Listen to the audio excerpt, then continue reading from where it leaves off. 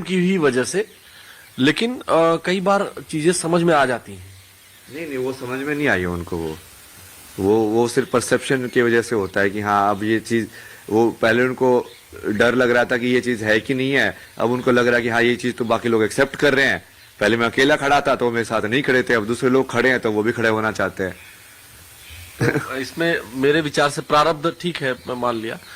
और मैं as a spiritual, मैं तो पूरे लाइफ में आपसे जुड़ा रहूंगा, लेकिन मेरा एक मानना है, अगर आप थोड़ा सा भी लग रहा हो आपको कि मैं स्पिरिचुअलिटी के आपके कहीं भी थोड़ा सा भी हूं, तो मेरा ये मानना है कि आपको एक बार पिताश्री से, अब मान गए हैं, कैसे भी माने हो। नहीं, वो मेरे को मानने से मतलब ही नहीं था ना। मेरे को उनके मानने से मतलब होता तो मैं इस बात पे आता ही नहीं। उनके मानने या ना मानने से मेरे को क्या मतलब है। वो मेरे लिए तो एक सोल है ना, जो बाकी सोल्स हैं। बाकी जैसे आपको समझा रहा हूँ वैसे उनको समझाया था, उन्होंने नहीं समझा। आपने समझा, समझाना चाहो उस चीज को, अब मेरे लिए तो बराबर ही है ना वो। जैसे मेन तो मैं जितने सारी चीजें की वो तो सिर्फ स्त्री के लिए किया कर रहा हूँ मैं सारे की सारे। चाहे वो मेरी माँ के साथ जो इंसाफ हुआ हो, चाहे मेरे जो रिलेशनशिप के अंदर मैंने जो एक्सपीरियंस किया कि वहां पे मैंने बताया था कि जैसे बहन प्रेग्नेंट थी तो वहां पे नहीं आ पाई मम्मी मदद करने के लिए। I have an excellent business idea. संसार के अंदर ये सब क्यों होता है मतलब। और भी जैसे मेरी जो दोस्त थी उसका, जैसे वो बचपन में भी उसका रेप का केस हुआ था, उसके बाद उसकी फिर जो मैरिज थी वो भी ब्रेक हो गई, उसके वजह से उसका मेंटल हेल्थ बहुत प्रॉब्लम हो गया। तो ये सारी चीजें तो मैं उनके लिए कर रहा हूँ। अच्छा, मैं देखता हूँ इसीलिए आपके जो माँ हो, बहन हो या फिर आपकी दोस्त हो, उनके साथ कुछ न कुछ ऐसी घटनाएं हुई जिसके कारण आप महिलाओं के प्रति, उनके जो प्रॉब्लम्स है उसके प्रति आप बहुत सीरियस हैं। जब बोल रहे हैं तो आपकी हंसी गायब हो गई। बहुत सारी हुई। मैंने ये कभी किसी को नहीं बताया ना, ये जो मेन ट्रिगर जो इंसिडेंट था धर्मशाला के अंदर जो हुआ था। यहाँ रितु जी भी बैठी हुई है, मैं बार बार ये इसलिए बता दे रहा हूँ क्योंकि फीमेल है आप। फीमेल पर बहुत, मतलब जिस पे हम बात कर रहे थे कि इस पे आप नाखून रख लेते हैं, या क्या हुआ, क्या था, क्यों ऐसा, मतलब। नहीं, जैसे चीजें तो मैंने बहुत बताई ना। जैसे अपनी माँ की साइड तो मैंने फिल्म में देखी होगी आपने, वही सवाल बनाई हुई है मैंने। वो पूरा उसके ऊपर ही है, डोमेस्टिक वायलेंस के ऊपर। आप जिस पिताश्री को पिताश्री बोलते हैं ना, वो उस माँ को ना वो गोला लाठी बोलते हैं, क्योंकि एक तरीके से ऐसे पैर वैर को अरेंज करके उसको बांध के लाठी को बीच में डाल के तब मारते थे। आपने तो देखा ही नहीं ना, आप तो उनके वो क्रोकोडाइल वाले आंसू के ऊपर बह गए। माँ भी है ना, तभी तो। तो मेन चीज तो उनकी थी। जब मैं दिल्ली में भी रुका तो मैंने उनको भी बोला था, जब वो घर छोड़ के भागे थे, मैंने बोला कि ओ भगवान ने मजा कर दिया भाई, ये इसको आपको छोड़ के जाने की जरूरत ही नहीं थी, वो खुद ही छोड़ के चला गया। मगर आप तो आप शांति से रहो, बहुत बढ़िया, कोई दिक्कत नहीं आपको, पैसे वैसे की मैं संभालूंगा, आपका सब दूंगा मैं आपको जो रहने सहने के लिए चाहिए। बट वो ठीक है, वो कई बार इंसान जो होता है वो इतना स्ट्रांग नहीं होता कि वो कर पाए, तो उन्होंने वो चीज चूज नहीं की। अच्छा, तो आप कौन सा एक्सपीरियंस वो बता रहे थे फीमेल के कारण, कौन सा बचपन के अंदर तो ये सभी देखा मैंने। है तो उसके वजह से एक फीमेल का एक वो बना कि हाँ भाई ये सब लाइक बिल्कुल ही अलग इमेज बनी, साइकोलॉजिकली तुम बहुत अलग बन जाते हो उसकी वजह से। फिर उसके बाद जैसे साथ में हुआ बहुत सारी चीजें हुई, लाइक मेरे पर्सनल इंसिडेंट्स भी हो, जाके मैंने रियलाइज किया कि यार जो कर रहा है वो एक्चुअली में गलत है।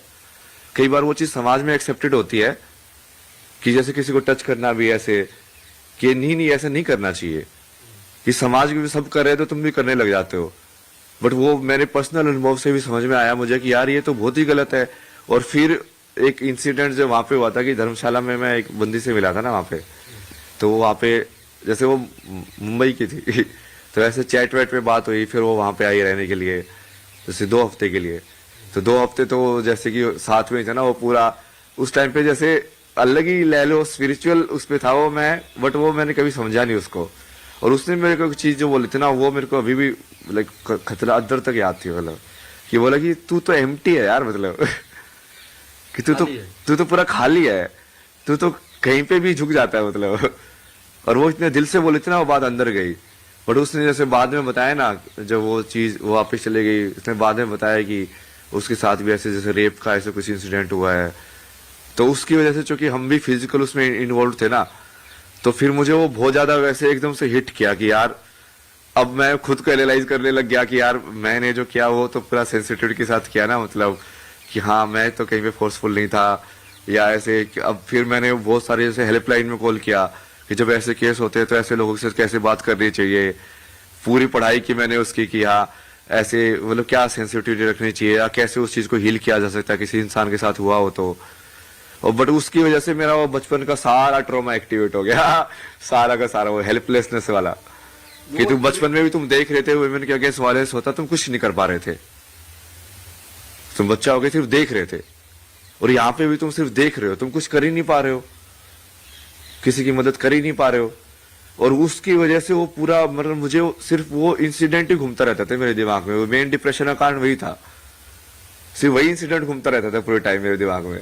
कि बचपन में मैं रोक नहीं पाया, जवान हूँ, करने लायक हूँ, रोकने लायक हूँ, फिर भी कुछ कर नहीं पा रहा हूँ। तो मैं थेरेपिस्ट से यही पूछता था कि मुझे सिर्फ ये फ्रीज वाली, ये हेल्पलेस वाली फीलिंग नहीं चाहिए। मुझे चाहिए कि मेरे सामने कुछ हो रहा हो तो मेरे हाथ जाम ना हो, क्योंकि वो वैसे वाला डेवलप हो गया, वैसे वाला कैरेक्टर। इसको बताओ कि इसको तुम कैसे सोल्व करोगे। तो वहां से फिर वो जाते जाते जाते जाते जैसे आपने बताया ना, और फिर जैसे एनलाइटनमेंट के बाद भी फिर वो वही चीज थी, ट्रिगर पॉइंट था जो फिर से वापस आया। और फिर उसी को लेके मैंने बोला कि हाँ इस पे ही काम करना है ना अब। तो आपको समझ में आया कि भारतीय धर्म, दर्शन और आध्यात्म के अतिरिक्त कहीं भी इसका निदान नहीं है, ये समझ में आया कि वो एक्चुअली फिर मैं उसको डीप में गया कि ये प्रॉब्लम है क्या, ये कहाँ से चालू हो रही है, इसका कैसे निदान हो, मतलब क्यों हो रहा है समाज के अंदर, ये इनइक्वालिटी क्यों है, क्यों नहीं समझते हम उनको बराबर। मतलब बराबर समझना, वैसे तो भगवान समझना चाहिए, पूजा करनी चाहिए। कृष्ण भी तो राधा की पूजा करते थे ना, वो कितनी बार बोले मैं तो तेरी पूजा करता हूँ।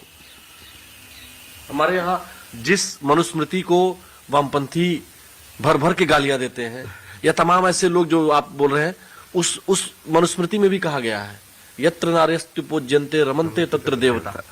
और जिस मनुस्मृति में ये कहा गया हो, वो मनुस्मृति कैसे अलाउ करती होगी वुमेन के अगेंस्ट वायलेंस? नहीं करती ना वो तो कर ही नहीं सकती। वो हमारे शास्त्रों में कहीं पे है ही नहीं, क्योंकि वो फिट ही नहीं बैठता, वो हो ही नहीं सकता। वो हमारे यहाँ तो भगवान शिव अर्धनारीश्वर है, अर्धनारीश्वर है भाई।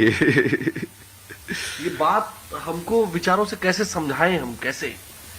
यही तो समझा रहे ना, अब ये कितना सब प्रोसेस कर रहे हैं, वही तो समझा रहे धीरे धीरे। हम लोग एक और इंटरव्यू करेंगे क्योंकि ये पूरी बात आ नहीं पाई। हाँ वो बहुत समझ उस पे चला गया ना वो,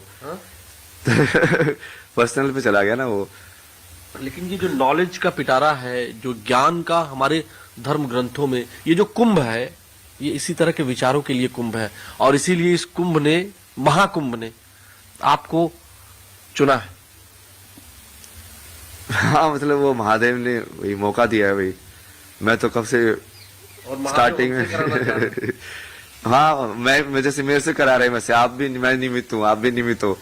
चल उनकी इशारों पे रहा है सब कुछ। इशारे पे चल रहा है वही ना। मैं वहां इंटरव्यू करने आया था और ना आप वहां इंटरव्यू देने के लिए बैठे थे। वही जो होना होता है वही होता है। पहले से प्रारब्ध में लिखा था मेरे। प्रारब्ध में लिखा, उसी को वही बोलते हैं कि विधान या नियति।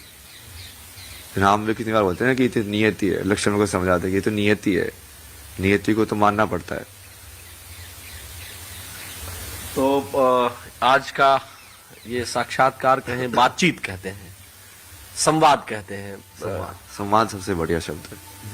संवाद के अंदर भी देखे ना, सम देखना आपको कितनी जगह पे यूज हुआ है। संस्कृति, संवाद,